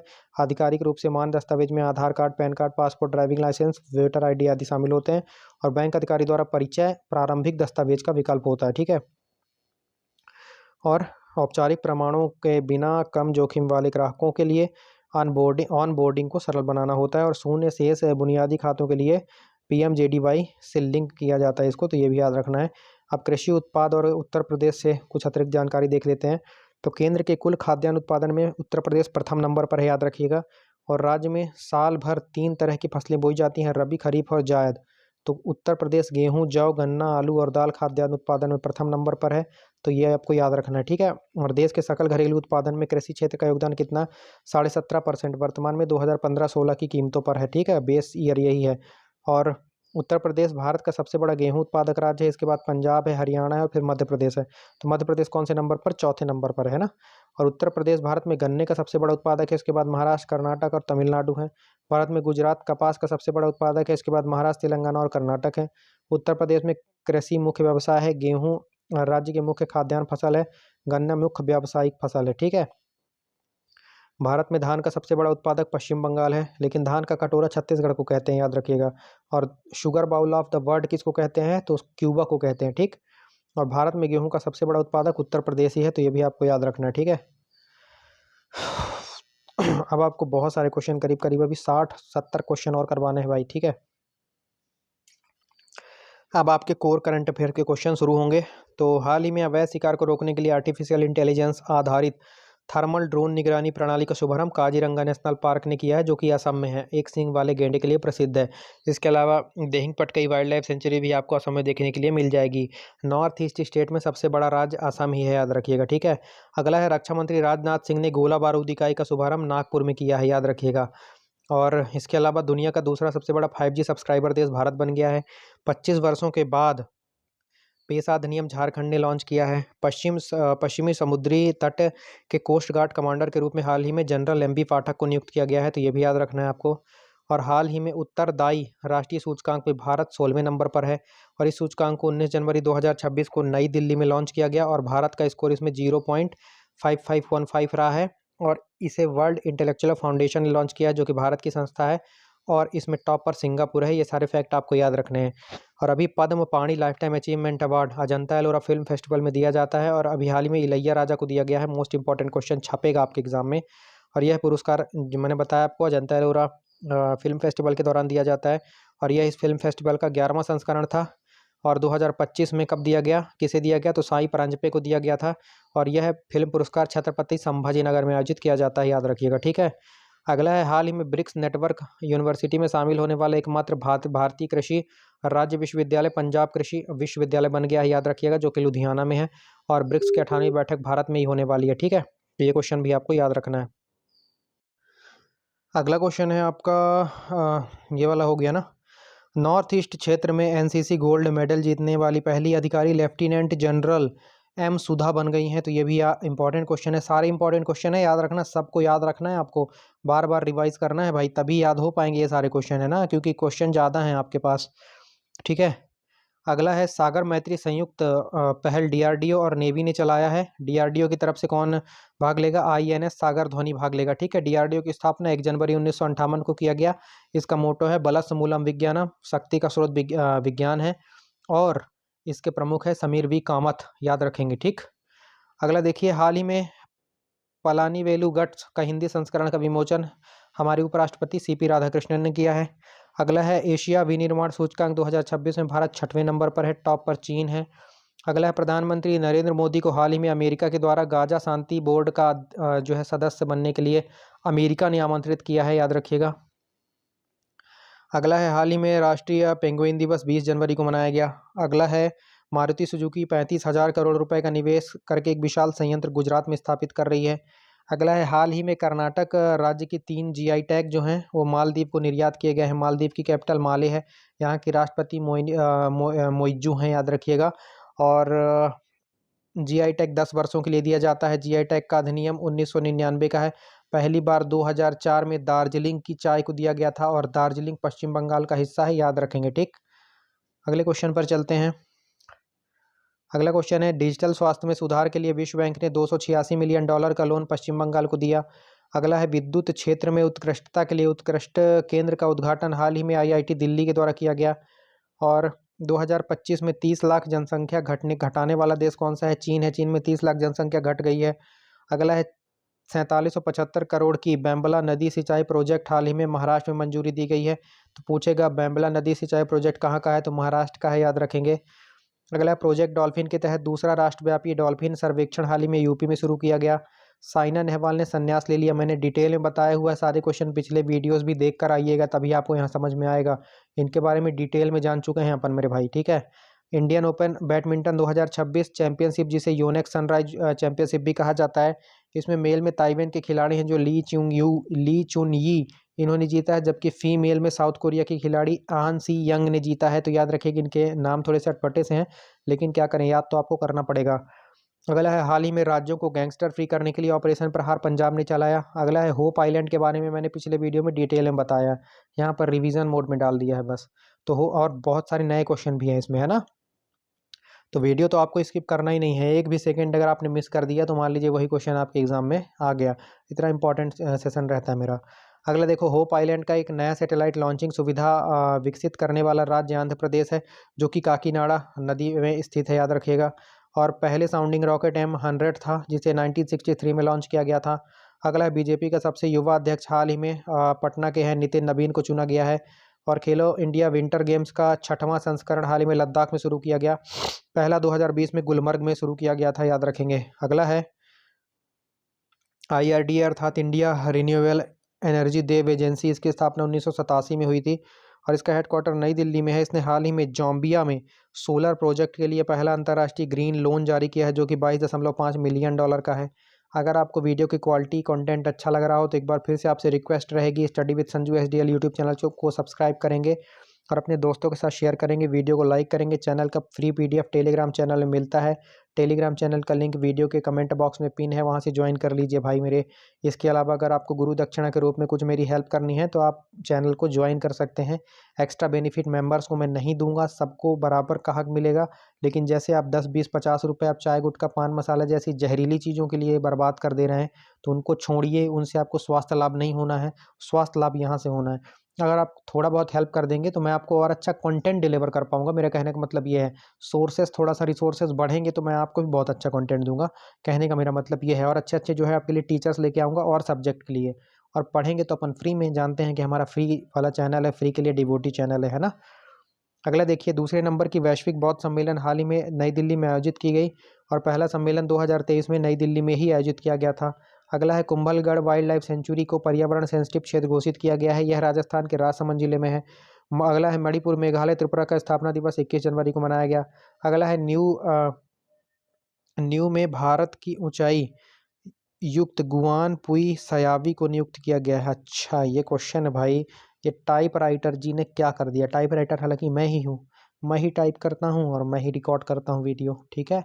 इसीलिए बोलता हूँ कि मेंबरशिप वगैरह ले लीजिए, जिससे मुझे थोड़ा सा रिसोर्स मिले। तो टाइपराइटर तो एक ढंग का रख लूँ, क्योंकि हर काम में हर कोई परफेक्ट नहीं हो सकता ना। मैं आपको कंटेंट अच्छा दे सकता हूँ, एक्सप्लेनेशन दे सकता हूँ। अब थोड़ा बहुत मैं जो है कंटेंट राइटिंग भी कर लेता हूँ, तो उसी हिसाब से बना के देता हूँ आपको। नहीं तो स्लाइड वाइड में बढ़िया बना के दूंगा तो आपको और अच्छा लगेगा देखने में। यहाँ पर देखो, एक्चुअली में यह है न्यूजीलैंड में भारत की जो उच्चायुक्त है, देखो ऊंचाई युक्त लिख दिया है। अब मैं इसको बदलूंगा तो है नहीं, क्योंकि टाइम नहीं है। तो जो डायरेक्ट पीडीएफ पढ़ रहा होगा वो पगला जाएगा इसको देख के कि मास्टर ने क्या लिख दिया। तो न्यूजीलैंड में उच्चायुक्त बनी है मुआन पुई सयावी, ठीक है। और इसके अलावा जॉर्जिया में अमित कुमार मिश्रा को नियुक्त किया गया है, ये आपको याद रखना है, ठीक है। अगला है पंजाब की पहली डॉग सेंचुरी लुधियाना में स्थापित की जा रही है। हे भगवान, थक तो गया। देखो, अगला है राज्यपाल आवास को अब उत्तर प्रदेश के द्वारा जन भवन कहा जाएगा, हालांकि ये हर राज्य में किया जाएगा। और सेंट्रल रिजर्व पुलिस फोर्स के डीआईजी रविशंकर छवि को नियुक्त किया गया। गैर हिंदी भाषा लेखन के लिए पुरस्कारों की घोषणा तमिलनाडु ने की है, एम के स्टालिन यहाँ के मुख्यमंत्री हैं। और इसके अलावा तमिलनाडु में सर्वाधिक लौंग का उत्पादन भी किया जाता है, तो याद रखिएगा, ठीक। अगला है 79वें नंबर की संतोष ट्रॉफी अब जो है असम में आयोजन किया गया है। इस असम में आयोजन किया जा रहा है, फुटबॉल से संबंधित है ये संतोष ट्रॉफी, है ना। 79वें क्रम की है, अभी जीत हार का फैसला नहीं हुआ है। और असम में दुनिया का सबसे बड़ा नदी द्वीप है माजुली नदी द्वीप, और जो कि असम में ब्रह्मपुत्र नदी बनाती है, तो ये भी आपको याद रखना है, ठीक। अगला देखो, ऑपरेशन आर्कटिक एंडोरेंस हाल ही में डेनमार्क के नेतृत्व में ग्रीनलैंड में किया गया। ग्रीनलैंड में एक्चुअली में डेनमार्क का ही अधिकार है। देखो, ग्रीनलैंड जो है राजनैतिक रूप से किसका हिस्सा है, यूरोप का हिस्सा है, क्योंकि डेनमार्क यूरोप का है। लेकिन जो फिजिकली रूप से ये नॉर्थ अमेरिका में है, ठीक है। कब्जा तो इसका डेनमार्क का है, ग्रीनलैंड पर कब्जा डेनमार्क का है, तो राजनीतिक रूप से यूरोप का हिस्सा है। लेकिन अगर भौतिक रूप से, भौगोलिक रूप से देखेंगे तो नॉर्थ अमेरिका का हिस्सा है ग्रीनलैंड, है ना। तो ग्रीनलैंड को अमेरिका बोलता है कि अब इसको हम लोग ले लेंगे, तो उसी के लिए, उसी के रिस्पॉन्स में ये सब डेनमार्क के लिए यूरोपियन ग्रुप की पूरी सेनाएं उतरी ग्रीनलैंड में और बोला कि नहीं, ग्रीनलैंड अकेला थोड़ी ना है भाई, हमारा हिस्सा है। ट्रंप का जो मन पड़ेगा थोड़ी ना करेगा, ट्रंप पगला है रे, ट्रंप बिल्कुल पगला है, क्या बोलूँ मैं उसको, ठीक है। चलो, कुछ भी करता है। अभी टैरिफ भी हमारे कम कर दिया, 15% ही कर दिया है, ठीक है। वो कुछ भी बोलता रहता है भाई, ठीक है। लेकिन एक जरूर इंपॉर्टेंट है ट्रंप के बारे में, अब आ ही गया तो बता देता हूँ, कहीं एग्जाम में ना आ जाए। तो वेनेजुएला पर अभी जो है, वेनेजुएला के राष्ट्रपति को निकोलस मादुरो को और उनकी पत्नी को उनके बेडरूम से गिरफ्तार करवा दिया ट्रंप। तो जो ऑपरेशन करवाया, उस ऑपरेशन का नाम आप मुझे कमेंट सेक्शन में बताएंगे। इसके अलावा इजराइल का शांति पुरस्कार भी डोनाल्ड ट्रंप को दिया गया, फीफा का शांति पुरस्कार भी डोनाल्ड ट्रंप को दिया गया, और नोबल शांति पुरस्कार वेनेजुएला की एक अपोजिशन की नेता है मारिना कोरोना मचाडो, उनको दिया गया था। तो उन्होंने भी अपना नोबल का शांति पुरस्कार डोनाल्ड ट्रंप के साथ साझा किया है। तो ये सारे फैक्ट भी ट्रंप बाबा से आपको याद रखने हैं, ठीक है। 49वें नंबर के हैं राष्ट्रपति अमेरिका के ट्रंप बाबा, 83-82 साल के हैं, बुढ़े हैं। और एक बात और बताइएगा कि उनकी पार्टी का नाम कौन सा है, आप मुझे ये कमेंट में ज़रूर बताइएगा, ठीक है। अगला देखो, रेमंड लाइफस्टाइल के चीफ एग्जीक्यूटिव ऑफिसर हाल ही में सत्याकी घोष को नियुक्त किया गया है। और सुनीता विलियम्स हाल ही में नासा से रिटायर हो गई हैं, नासा से नहीं भाई, नासा से रिटायर हो गई हैं। National aerospace agency of America है नासा, ठीक है। एस्ट्रोनॉट है, इनके बारे में डिटेल में पिछले वीडियो में बता चुका हूँ। अंतरिक्ष यात्री हैं और 608 दिनों का इनके पास रिकॉर्ड है भाई वहाँ चलने का अंतरिक्ष में। और समक्का सरलम्मा यात्रा या मेघरम यात्रा आदिवासी त्यौहार है, तेलंगाना में आयोजित किया जाता है, 4 दिवसीय होता है, कोया जनजाति के द्वारा मनाया जाता है, याद रखिएगा। और 1996 में इसे राज्य महोत्सव भी घोषित कर दिया गया है। अगला है ताज कचरे नहीं है ये, ताजा कचरे का डंपिंग स्थल शून्य हासिल करने वाला शहर लखनऊ, गोमती नदी के किनारे। छोटा और बड़ा इमामबाड़ा दोनों आपको लखनऊ में देखने के लिए मिल जावेगा, है ना। अगला देखो, अटल पेंशन योजना को 2030-31 तक एक्सटेंड कर दिया गया है। मैंने पिछले वीडियो में बहुत सारी योजनाएं करवाई हैं, जाकर देखो। अगला है, भारतीय महिला फुटबॉल टीम की कोच एमेलिया वलवर्दे को नियुक्त किया गया है, और ये कोस्टारिका देश की है मेरे भाई। कोस्टारिका देश की मुद्रा और करेंसी और कैपिटल आप मुझे कमेंट में बताइए। और भारतीय महिला फुटबॉल टीम को ब्लू टाइगर्स भी कहा जाता है, तो ये भी आपको याद रखना है। अगला देखो, धारीदार तितली को हाल ही में चंडीगढ़ ने राज्य तितली घोषित कर दिया गया है। अब मैंने बहुत सारे राज्य आपको बताए हैं जिसने अपनी राज्य तितली घोषित की है पिछले वीडियो में, जैसे कैसर हिंद को अरुणाचल प्रदेश में किया, इसी तरह से। तो पिछले वीडियोस अगर आप नहीं देखते आ रहे हैं तो आप बहुत घाटे में हैं, आपको बता रहा हूँ मैं, क्योंकि इतना शानदार कंटेंट में क्या बताऊँ अब। हर वीडियो में मैं कंटेंट का लेवल बढ़ा देता हूँ। अब ये जो 11वें नंबर का वीडियो है, जो अभी तक 10 वीडियो देखा होगा, वो 11वां नंबर का ये जो वीडियो है उसको नेक्स्ट लेवल में लगेगा, बोलेगा ये सर तो इसका लेवल और हाई कर दिए, और खतरनाक कंटेंट इसमें दे दिए। तो भैया मेरे यही खूबसूरती है, अगर आप इकट्ठा सोचोगे कि मैं पूरा वीडियो कर लूँ, नहीं कर पाओगे उस टाइम पे। पूरा वीडियो आप देखते चलो, अगर पीडीएफ का प्रिंट आउट वगैरह निकाल सकते हो तो निकाल लेना, ठीक है। बाकी बड़ी मुश्किल होने वाली है, क्योंकि इतना खतरनाक कंटेंट लोग पेड में नहीं दे रहे हैं यार, पैसा लेके आपसे, फ्री में तो क्या ही देंगे, ठीक। अगला देखो, एनडीआरएफ की स्थापना दिवस हाल ही में 19 जनवरी को मनाया गया, जो कि 21वें क्रम का है, कर्म का नहीं, क्रम का है, ठीक है। और मेघालय, त्रिपुरा और मणिपुर का स्थापना दिवस 21 जनवरी को मनाया गया। अगला है 86वें नंबर के अखिल भारतीय पीठासीन सम्मेलन लखनऊ गोमती नदी के किनारे में आयोजित किया गया। अगला देखो, सुभाष चंद्र बोस की जयंती पराक्रम दिवस मैंने ऊपर ही बता दिया था आपको, 23 जनवरी को मनाया गया। और रणनीतिक रक्षा साझेदारी और ऊर्जा सहयोग पर हाल ही में भारत और संयुक्त अरब अमीरात के बीच में समझौता हुआ है, तो ये भी क्वेश्चन याद रखेंगे। अगला है, भारत का सबसे सुरक्षित शहर बेंगलुरु बन गया है। बंगलुरु नहीं भैया, मंगलुरु की बात कर रहा हूँ, मंगलुरु, बंगलुरु से आगे है 150 किलोमीटर, मंगलुरु, ठीक है। तो मंगलुरु भारत का सबसे सुरक्षित शहर है, जो कि ओवरऑल 46वें नंबर पर है पूरे विश्व में। और विश्व का सबसे सुरक्षित शहर किंगदाओ है, जो कि चाइना का है। और भारत ओवरऑल 70वें नंबर पर है, जबकि सबसे सुरक्षित देश संयुक्त अरब अमीरात है। तो ये सारे क्वेश्चन आपको याद रखने हैं मेरे भाई। अगला है नेट जीरो, पहली बात भारत के नेट जीरो का लक्ष्य 2070 का है। इसके अलावा आपका सिकल सेल एनीमिया उन्मूलन का लक्ष्य भी 2070 का है। तो ये दोनों तो sorry sorry sorry sorry sorry sorry भैया, जीभ है, जीभ में हड्डी नहीं होती, लटक गई। नेट जीरो का लक्ष्य भारत का 2070 का है, लेकिन लेकिन लेकिन सिकल सेल एनीमिया उन्मूलन का लक्ष्य 2047 का है भैया, माफ कीजिएगा, हमको सुधार लिए। अब देखिए क्वेश्चन, नेट जीरो शहर बनाने के लिए हाल ही में संयुक्त अरब अमीरात और तेलंगाना के बीच में समझौता ज्ञापन हस्ताक्षर किए गए हैं। वहीं रक्षा और खनिज क्षेत्र में बढ़ावा देने के लिए नामीबिया और भारत के बीच में समझौते ज्ञापन पर हस्ताक्षर कर दिए गए हैं मेरे भाई, याद रखना दोनों क्वेश्चन। अगला बैंकिंग से आ गया, एचडीएफसी बैंक के पूर्णकालिक निदेशक के रूप में कैजाद भरूचा को नियुक्त किया गया है मेरे भाई। अगला देखो, सीसीआई ने 270 करोड़ की स्पॉन्सरशिप डील हाल ही में जिमिनाई के साथ साइन की है। अगला है, आपने पहले गहन प्रजनन केंद्र मुंबई में स्थापित किया गया है, हाँ हाँ याद रहेगा ना। अगला देखो, रिसर्च स्कॉलर के लिए 25,000 रुपये प्रति माह असम सरकार देने वाली है भैया। तो अच्छा काम कर रही है ना असम। असम की राजधानी कमेंट में बता दो, इसी बात पे हिमंता बिस्वा शर्मा का स्टेट है, मुख्यमंत्री है वहाँ के।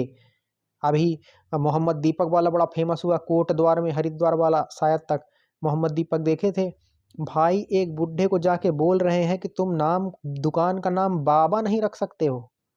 एक कथित पार्टी के लोग जाकर बोल रहे हैं कि तुम अपनी दुकान का नाम बाबा नहीं रख सकते, क्योंकि बाबा सिर्फ बजरंग बली को कहा जाता है। बजरंग बली भी ऊपर से देख रहे होंगे तो बोल रहे होंगे क्या फूतिया आदमी है यार ये, क्या फूतिया आदमी है ये, बेवकूफ आदमी है, मेरे नाम का दुरुपयोग कर रहा है। बजरंग बली सबके हैं मेरे भाई, और बाबा बजरंग बली बस को नहीं बोला जाता है मेरे भाई।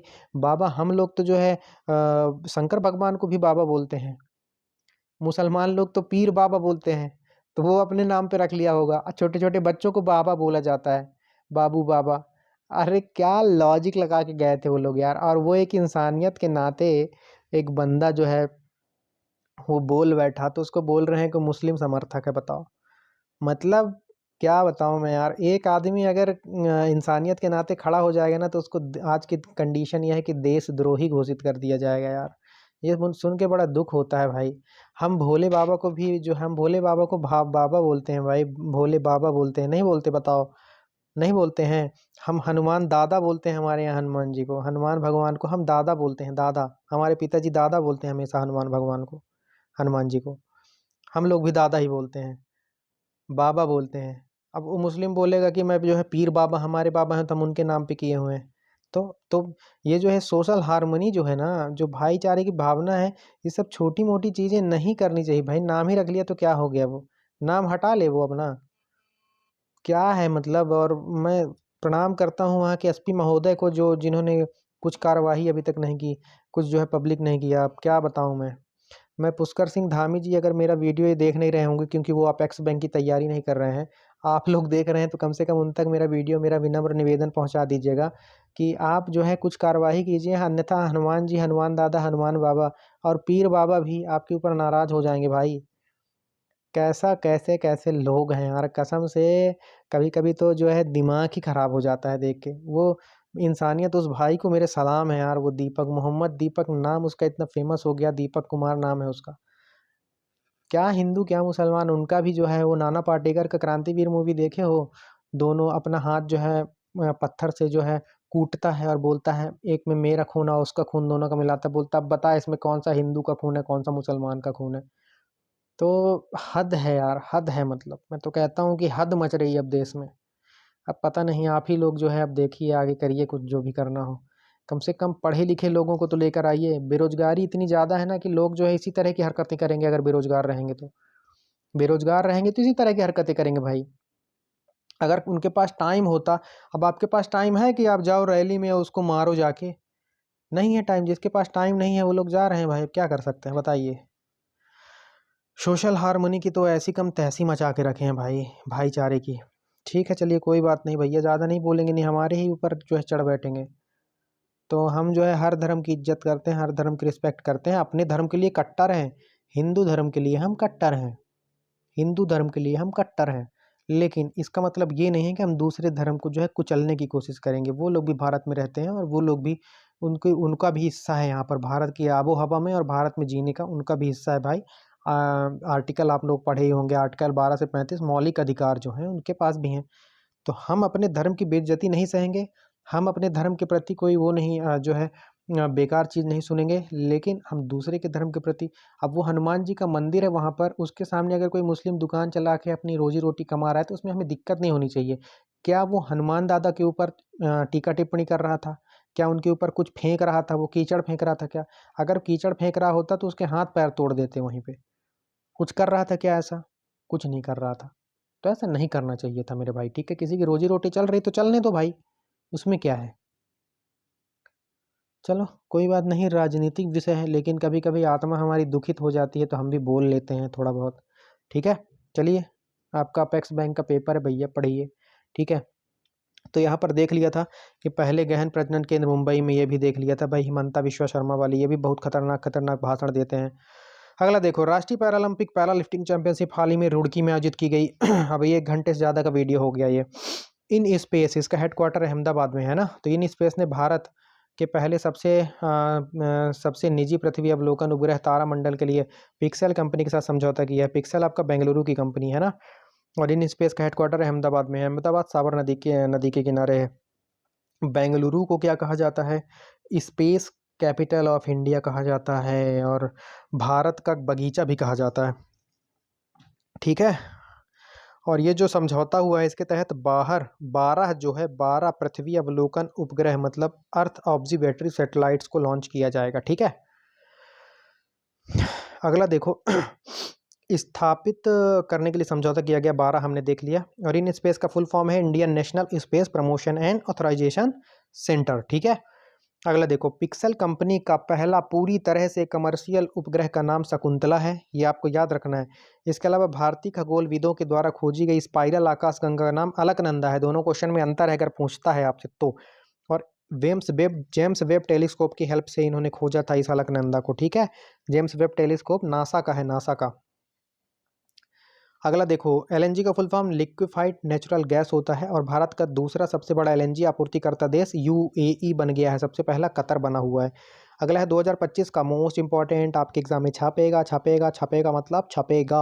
2025 का इंदिरा गांधी शांति पुरस्कार ग्रामा मशाल को दिया गया है। ये नाम है भैया, ग्रामा मशाल, रट लेना, इनके देश का नाम भी रट लेना, मोजाम्बिक।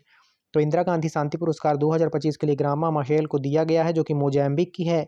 और नेल्सन मंडेला की ये पूर्व पत्नी भी रह चुकी है मेरे भाई। ठीक है, अफ्रीकन गांधी कहा जाता है इनकी। नेल्सन मंडेला की ऑटोबायोग्राफी का नाम लॉन्ग वॉक टू फ्रीडम, समझे? ये भी याद रखना है आपको। फ्रीडम टू एग्जाइल अलग है, वो दलाई लामा की है फ्रीडम टू एग्जाइल, इनका लॉन्ग वॉक टू फ्रीडम है नेल्सन मंडेला का। ठीक, और race of my life Milkha Singh की है। प्लेइंग इट माई वे किसकी है, आप मुझे कमेंट सेक्शन में बताइए। A century is not enough ये किसकी है, आप मुझे कमेंट में बताइए।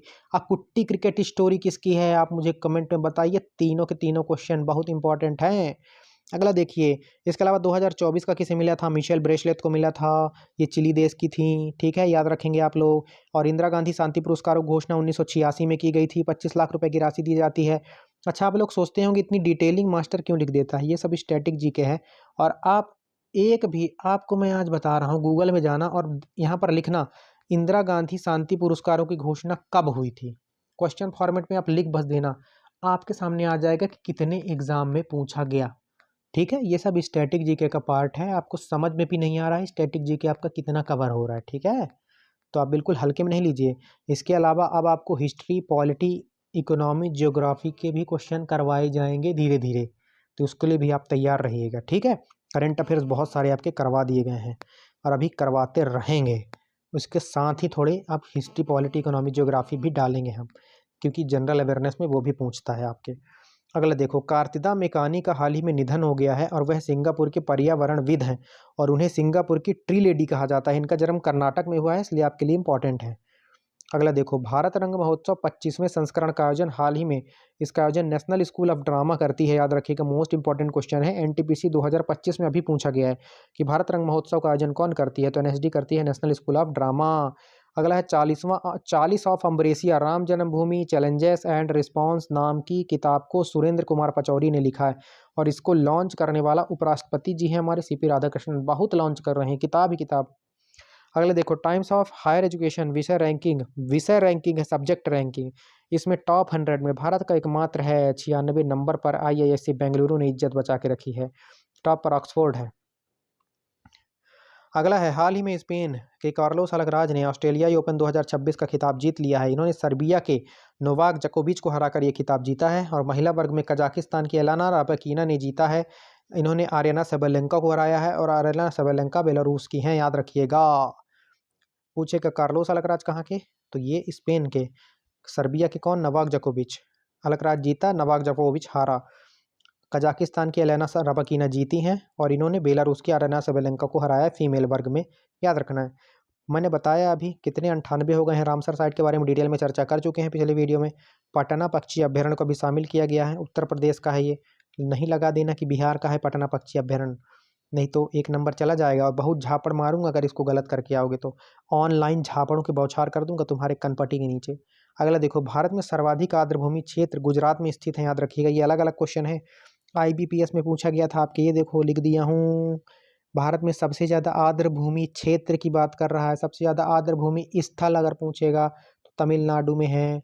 रामसर साइड अगर सबसे ज़्यादा पूछेगा तमिलनाडु में है, लेकिन क्षेत्रफल के हिसाब से सबसे ज़्यादा वेटलैंड कहाँ पर है, तो गुजरात में है मेरे भाई, रट लेना, आपके बैंकिंग में ही पूछा गया क्वेश्चन है, ठीक है, दोनों प्रश्नों में अंतर है। अगला देखो, मुख्यमंत्री ग्रामोत्थान योजना गुजरात में लॉन्च की गई है। मैया 200 चिप हाल ही में माइक्रोसॉफ्ट ने लॉन्च किया है। 39वें नंबर की भारतीय अंतर्राष्ट्रीय चमड़ा मेला का आयोजन चेन्नई में किया गया है। और इंडियन कोस्ट गार्ड दिवस 1 फरवरी को मनाया गया है, क्योंकि इसकी स्थापना रुस्तम जी समिति की सिफारिश पर 1 फरवरी 1977 को की गई थी। और इसका पहला जहाज कौन सा था, आईसीजीएस कुठार। ये सब स्टैटिक जी के ही तो है। और इसके पहले अध्यक्ष बी एस कामत थे और इसके वर्तमान में 26वें नंबर के अध्यक्ष कौन है, परमेश शिवमणि हैं। सारे क्वेश्चन याद रखना है आपको। अगला देखो, पंचायत में डिजिटल रूप से यूपीआई से टैक्स वसूली के लिए समर्थ पंचायती पोर्टल को छत्तीसगढ़ ने लॉन्च किया है, याद रखना है, कोहली नहीं है भाई, को छत्तीसगढ़ ने लॉन्च किया है। और यह समर्थ पंचायती पोर्टल वैसे 25 जनवरी 2026 को लॉन्च किया गया था और इसे पूरे भारत में लॉन्च किया जाना है, तो अभी हाल ही में से छत्तीसगढ़ ने लॉन्च किया है, ठीक है।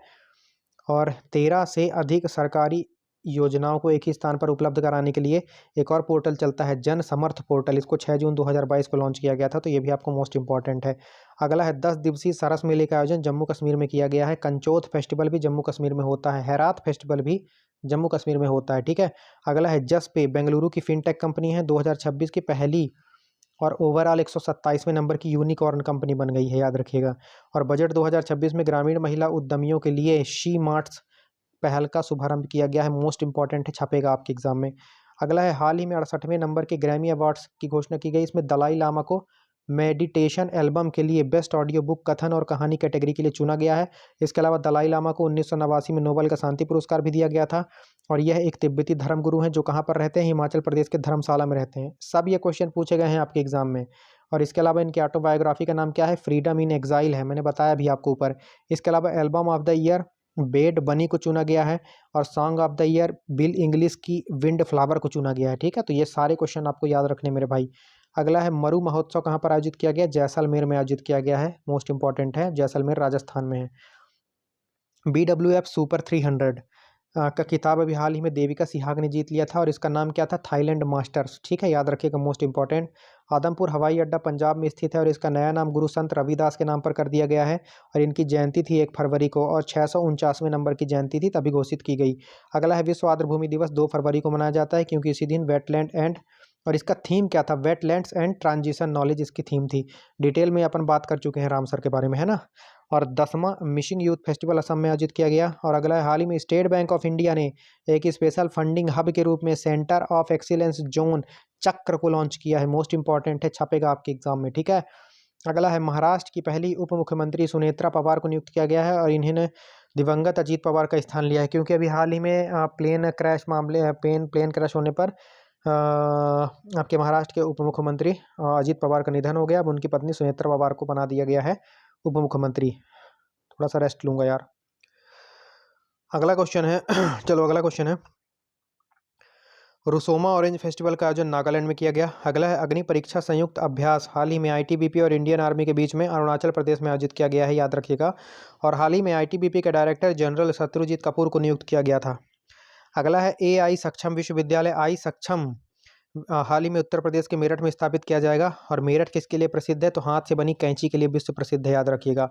और अगला है रुद्र सशस्त्र हेलीकॉप्टर बनाने वाली महिला पायलट, हेलीकॉप्टर उड़ाने वाली है, बनाने वाली नहीं। रुद्र सशस्त्र हेलीकॉप्टर उड़ाने वाली पहली महिला पायलट हंसजा शर्मा बन गई हैं। और अगला है ग्लोबल सॉफ्ट पावर में अमेरिका पहले नंबर पर है और भारत 32वें नंबर पर है। भारत का स्कोर 48 रहा। सॉफ्ट पावर मतलब बिना लड़े हुए आपके अंदर कितनी पावर है, सैन्य ताकत को इसमें नहीं आकर जाकर जाता है। आपकी विदेश नीति, आपके व्यवहार, आप किस तरह से जो है आपकी सॉफ्ट पावर मतलब कितनी ज़्यादा पावरफुल है, आपके यहाँ लोग कितना पसंद कर रहे हैं आना, तो इस हिसाब से नापा जाता है ना। तो इसमें सैन्य ताकत को नहीं नापा जाता। तो भारत 32वें नंबर पर है, अमेरिका पहले नंबर पर है।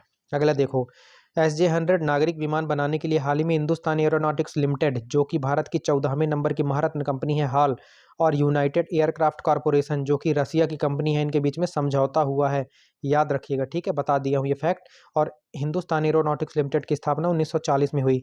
अगला है पहली स्वदेशी पनडुब्बी नरवाल का विमोचन ताइवान ने किया। ताइवान का पुराना नाम क्या है, फार्मोसा। मोस्ट इंपॉर्टेंट है, याद रखना है आपको। और अगला है पाइमनिया पोर्टल को हाल ही में सांख्यिकी मंत्रालय ने लॉन्च किया है।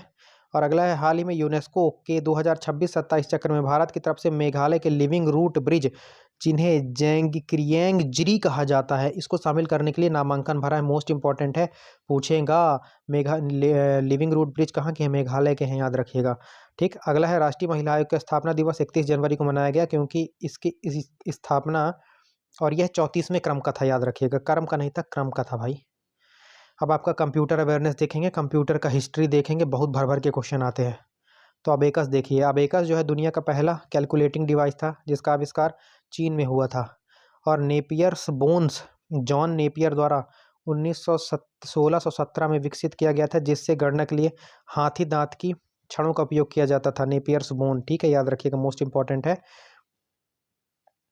अगला क्वेश्चन है आपका, पास्कलाइन ब्लेज पास्कल द्वारा 1662 में निर्मित पहला मैकेनिकल एडिंग कैलकुलेटर था ये।